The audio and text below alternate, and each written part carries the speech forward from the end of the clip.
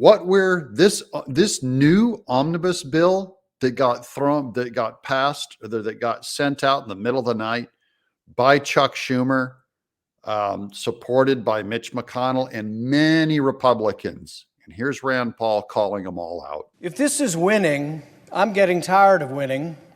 GOP leadership declares that this bill is a victory.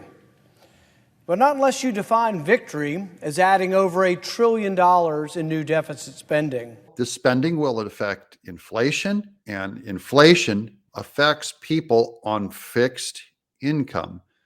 That means the poor and retirement-aged people, my people on fixed income. You will buy less, especially people who have like 95% of their fixed income going to things like food, fuel, electricity. We now have a $31 trillion debt. We're adding over $1 trillion a year. It's an outrage. It's still an outrage. It's still stupid. Considering yet another $1.7 trillion spending bill we haven't had a chance to see or even read.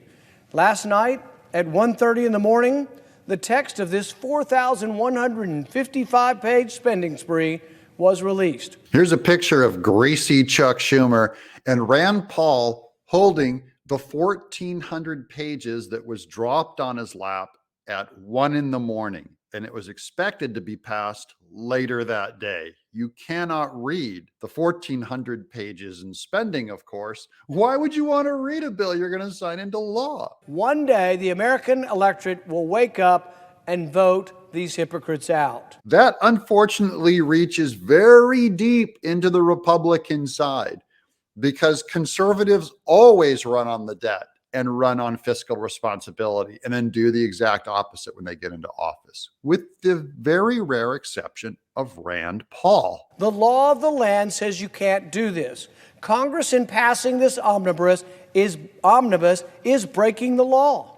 The statute says very clearly they cannot do this. The only way they actually can evade responsibility is they change the law, because they're bankrupting this country. Both sides of the aisle. There's an unholy alliance between both parties.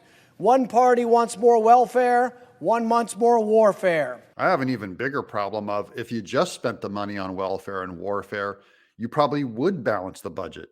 But they're spending money right now on the FBI colluding with Twitter to tell lies about the Hunter Biden laptop. Here's an Elon Musk tweet. Government paid Twitter millions of dollars to censor info from the public. That is just squandering money. They spent $700,000 giving cocaine to beagles to see if it was bad for them. Gee, I wonder if cocaine is bad for beagles. There is a day when you wake up and the dollar is worthless.